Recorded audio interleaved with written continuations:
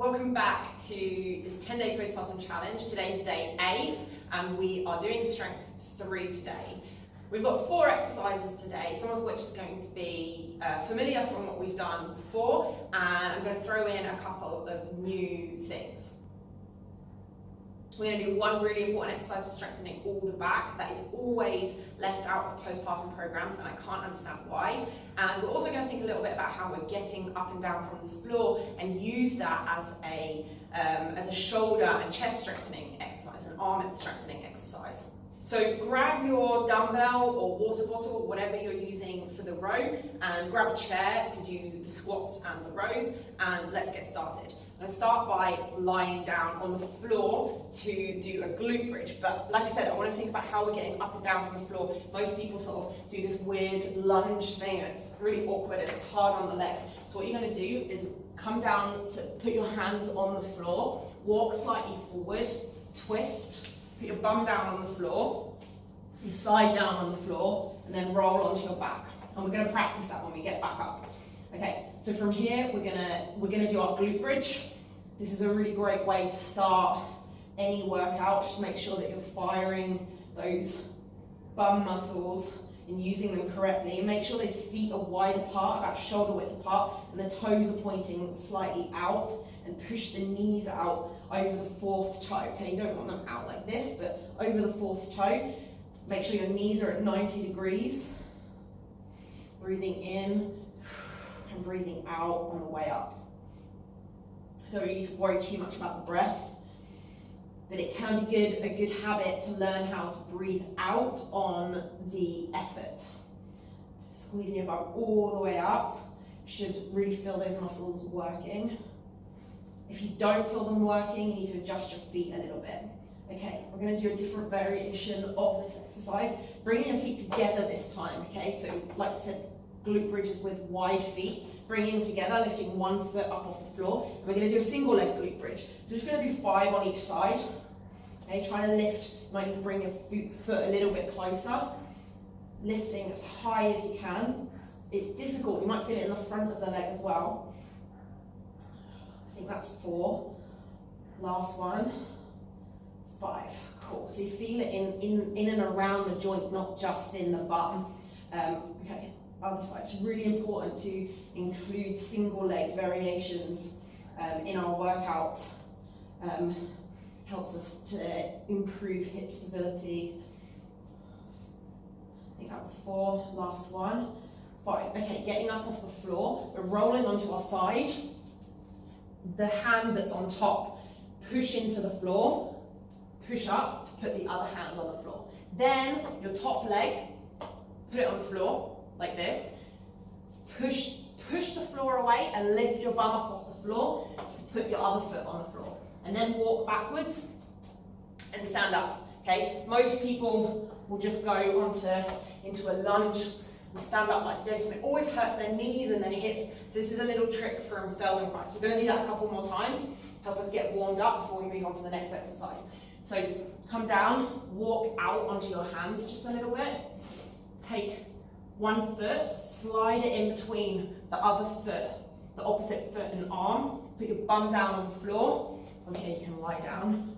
We don't have to do that. So from here, push the floor away, put your foot back on the floor, walk back up. Okay, we'll do one more on the other side. Hands down on the floor, walk out a little bit. Opposite foot, through the other way. Put your bum down on the floor. Let's go all the way down this time. Shoulder on the floor, roll onto your back. Roll onto your side again, push the floor away with one hand, put the other hand on the floor, put the top leg on the floor, push it away until you can get the other foot on the floor, and then walk back and stand up. If you do a few reps of that, it really gets your heart rate up and gets you nice and warm, gets your shoulders, wrists and hands warmed up. Okay, we're going to do our row.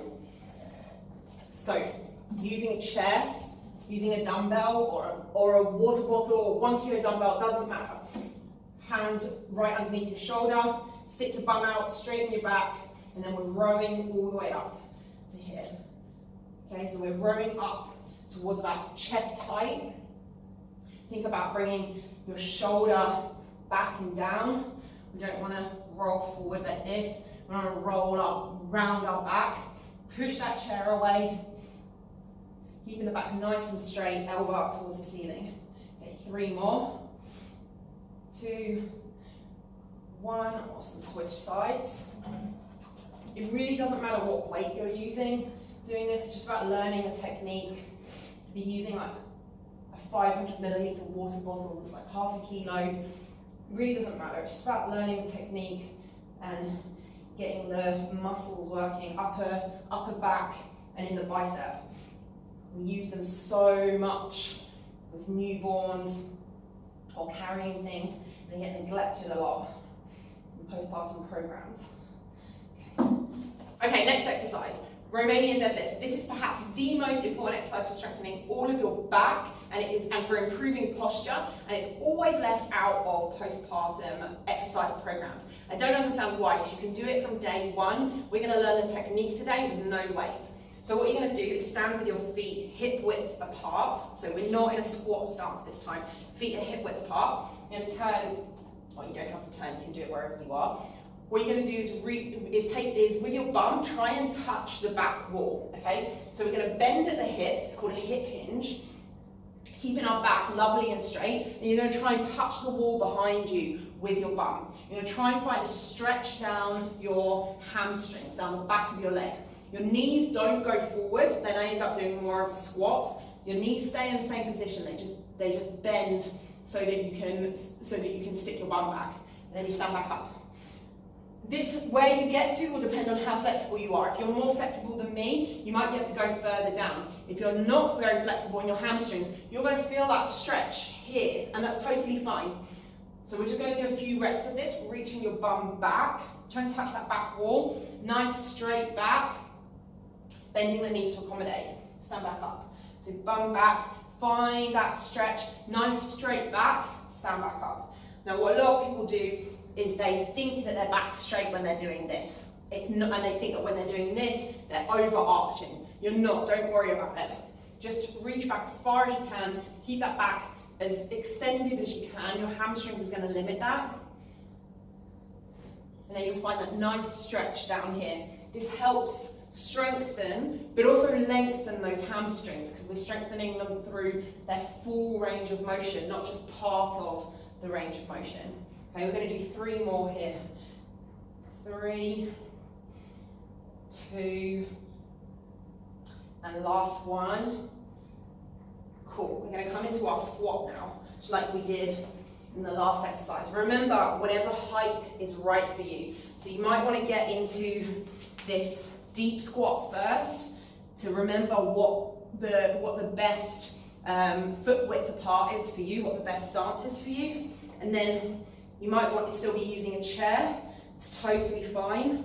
And just doing part of the range of motion, especially if you gave birth recently, this is really important to keep it nice and high. We will gradually bring it down, but it can put a lot of pressure on your pelvic floor. So really listening to your pelvic floor here.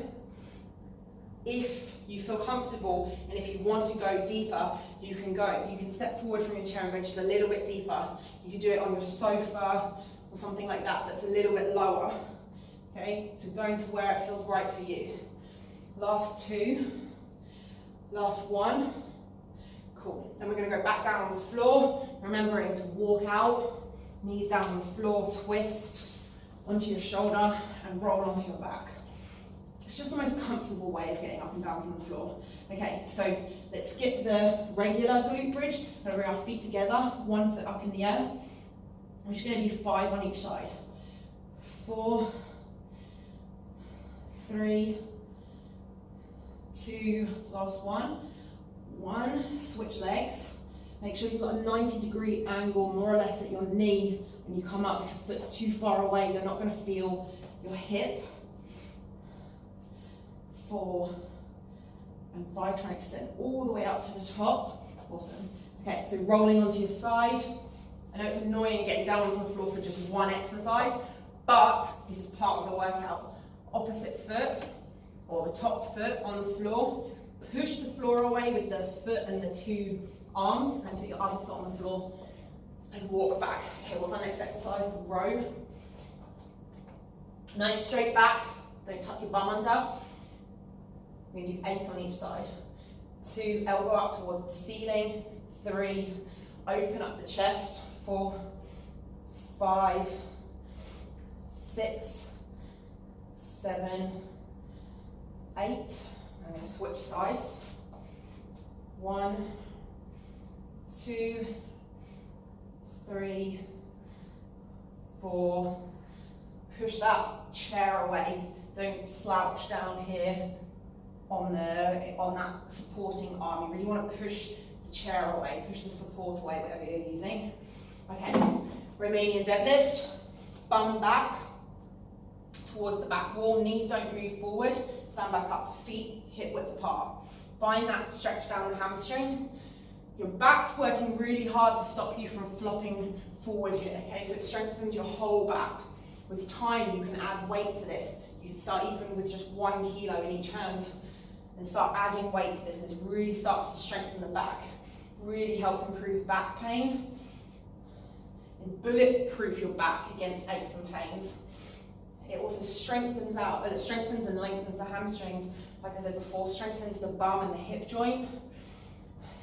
Also improves posture. This is a really, really good exercise. Really, really important for mums. And it's just a really important exercise to master. It's one of the more complicated exercises. It's a really important technique to master. Okay, last one, and we're going to go into 10 squats. This is our last exercise.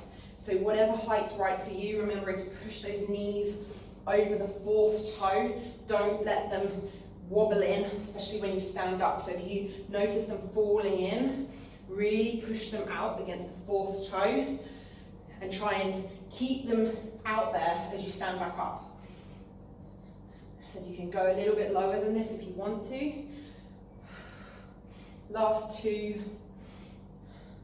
Last 1. And that's it. That was day 8 of this 10-day challenge. Join me for the last 2 days, tomorrow and the next day. So I hope you enjoyed today's strength workout. Strength might not be something that you think you should work on or that you need to work on or that's even safe to work on postpartum. Most of us just think of training the core. We just want to get rid of our belly and we just want to burn fat. Like a lot of people just do lots and lots of aerobic exercise, just dive straight back into what they did before. But I really want to take a moment to talk about why it's so important to do strength training like this. It's important for anyone starting an exercise program to start by strengthening the body. We get quite deconditioned through daily life and when we don't do exercise. And so doing a well-structured strength training program, you can actually strengthen all of the muscles and joints to prevent pain and injury. You can increase muscle mass, which increases your metabolism. It makes it easier to maintain a healthy weight, and it also makes us look more toned. Following a strength training program like this can prepare us for more intense exercise, and exercise that it has more impact on the joints, say like running or something that involves jumping. Most people don't know this, but every single organization across the world that talks about health and fitness and gives guidelines and recommendations for governments and countries on exercise recommends that we do 2 resistance training sessions a week just for general health.